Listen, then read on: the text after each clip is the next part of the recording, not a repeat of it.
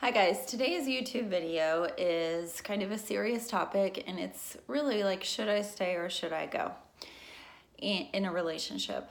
Now, it is not my decision to help you say, yes, definitely go, or yes, definitely stay. And I even tell couples who come in who are in this kind of ambivalent state that as a therapist, it's not our decision to say, yes, you should, or no, you shouldn't. And our job is really to lay all of your options out on the table and help you make a choice. But ultimately, the choice comes down to you regarding whether you should stay or separate in your relationship. I also tell couples divorce or separation is just as hard as, or sometimes even harder than staying together.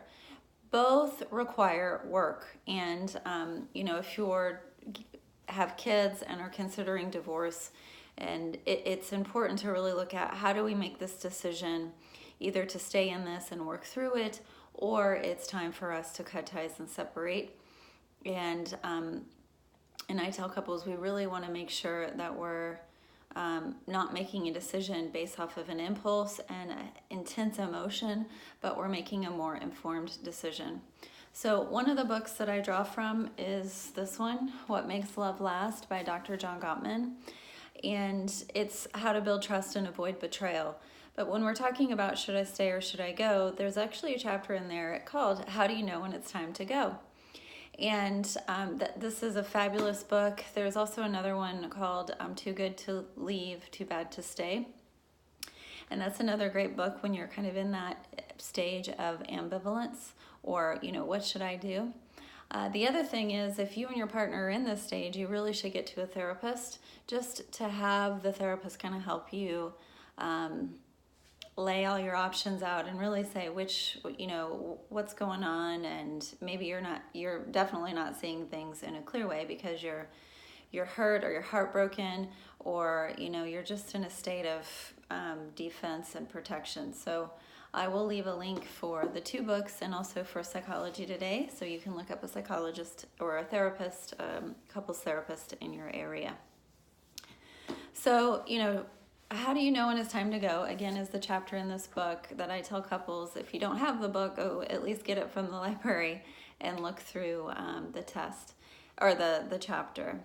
And again, this is about making a more informed decision. So when we're in the state of negativity, so a lot of things that Gottman talks about and I've talked about in my videos is when we're in an intense state in our relationship, when negativity is taken over and we're in this constant state of attack, blame, criticize, defend. So we're doing this all the time.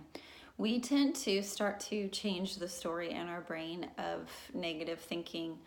So it's not just in the present we're thinking negative, but when we recall history of how we got together or what's been going on, we look at it through a very negative lens. And he even talks about in the book that how our brain, starts giving us different memories. So we even change, we change the way we remember what happened in our past. And, that's one sign where we're starting to really look at separation. And the other thing that is important is, the 4 horsemen, which I did a video on. And it is when we notice contempt in our relationship. Contempt is the number one predictor of divorce or separation. That's when you have disgust or you think you're better than. And it's really this, like, everything we see and we say negative, or we just are thinking negative about our partner all the time. And then there is indifference. I think indifference is another indicator that your relationship is in trouble. And indifference is just when you don't care. And so you've completely emotionally kind of in some ways separated. So I think it's looking at, okay, if you are like, oh my gosh, Monica, these are red signs that are happening in our relationship. First, take a deep breath. And again, there are resources, not only this book, but contact a therapist to really say, we're not ready to divorce. We don't want to. We want to get our relationship back on track. Remember, the antidote to contempt is really creating a culture of appreciation. So finding things that you appreciate about one another and telling each other every day, and also being able to describe how you feel and what you need, and instead of thinking or guessing or assuming what your partner's going to do or say or how they feel. Don't make assumptions, ask questions. All right, so in the book, the other reason why I like the book is that Gottman goes through 5 different dimensions in your relationship that you need to look at before you really go through or make that decision to divorce. And so I just wanted to go through the 5 and talk a little bit about them. So the first one is just your love maps. And, what's that even mean, Monica? And our love maps are really remembering in the foundation in our sound relationship house. Remember this video that I did? The foundation of your relationship is how well you know one another. And it's that continuing asking each other questions about each other and really wanting to understand or get to understand. And so when you're recalling or reminiscing about your relationship and that, how you got to know one another, and really that understanding your inner blueprint, and also are you still asking questions to get to know each other, then then that's a good indicator that your relationship, even if there's rocky, that we're on a good track. But if we start to recall, or we're not asking questions, if we start to recall past memories in a very negative light, or we're just not asking questions and not engaging anymore about each other, or we don't really want to understand one another, then that's an indicator that our relationship might be in trouble.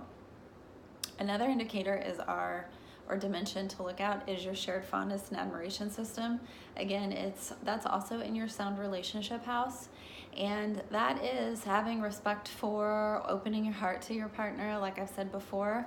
And so if we notice that respect's not there, which also means contempt is present, and we're recalling history, even again back into that negative light, then that's a sign that our relationship is in trouble. The third dimension is me-ness versus we-ness. So when I'm kind of thinking about the past, or am I saying we, like we're in this together, or is it am I just recalling, when I recall history, am I just talking about myself? And also what I notice is when couples who are kind of on that rocky ground and negativity is really, really present, even when you're talking present, you use a lot of I. Well, I'm going to go here, I'm going to do this, even if you're doing it together. So it's important to say, when I'm talking to someone outside of my relationship, whether, a colleague at work or a friend, am I using I language or we or us language? And so that is really important. All right, and then another dimension is really disappointment versus satisfaction. And when I recall history, again, a lot of this is recall history, but am I looking at the relationship and I'm disappointed or satisfied? And that's also in the present. In this relationship, do I feel disappointed? Now, if there's a lot of negativity, you're going to be like, yes, I'm disappointed all the time, Monica.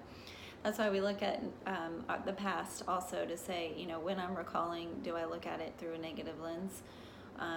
Or is there still some moments that I feel satisfied, or I can look back and say, remember some of the good times. The last dimension is glorifying your struggles versus failing in chaos. And what this one means is, that when you tell stories about the past negative experiences, do you tell them from the glorifying your struggles of yeah, we went through this really tough time, but we did, we really came together and we pulled through, and that was a real highlight of our relationship? Or do you go back and say, oh, look at that negative experience, and oh my God, we were so mean to each other, or we tore each other apart, or we failed, basically is what Gottman's saying. So, those are the 5 dimensions. And the other part that he talks about, and I also talk about in my couples therapy, is the negative story of us. And when we start to recall history and we go through those 5 dimensions, And we really describe it in, this is the negative story of us switch. He says when that switch has been thrown, it is hard for couples to come back from. And so it's like, we really need to look at, if we're in this negative spot, I encourage people to get this book, not only to read that chapter, but also take the test just to see where you're at. There is a test at the end of that chapter just to kind of get a gauge for, your thoughts and feelings. And the thing is, guys, is that it's not easy to go through a separation or divorce. And if we're not looking at how do we heal together, or even if we're healing apart, your same issues are going to come up in other relationships. The grass is not greener. So remember that too. It's how do we heal? And so first, let's look at, can we heal together? And if there's, even in those 5 dimensions, if there is more positivity than negativity, then it's say, hey, let's see if we can make this work. Let's go meet with a therapist and really try and talk these things out. If there's still hope, if there's still that question of, hey, things aren't going great right now, but I'm not ready to cut ties, go meet with a therapist and look at how you can make this work. These are all important issues to look through. And again, like I said at the beginning, don't make a decision out of impulse and anger or frustration or intense emotion, whatever that is. Instead, look at how do we make a better and a more informed decision regarding the future of our relationship. And sometimes the future is just short term. Like, how do we heal this? Like, what do we need short term to help us move forward before we make a big decision that impacts our future? So I hope that you have found this video to be helpful and to really look at, what's going on in our own relationships and how can I kind of look at things through like a different lens instead of just looking at I'm unhappy and I don't like this. I want you to really think about, the history of your relationship. How are you talking to each other now? Are you creating that culture of appreciation? Look at those 5 dimensions: love map, shared fondness and admiration, meanness versus we-ness, disappointment versus satisfaction, and glorifying your struggles or failing in chaos. All right, guys, so hang in there. There is hope. Go meet with a therapist and be able to really work, to be able to really talk things out. Get the book. It's very helpful for most couples that read through it. And most importantly, I hope you have a great day. Don't forget to subscribe to my channel to learn, to get weekly updates all about relationships.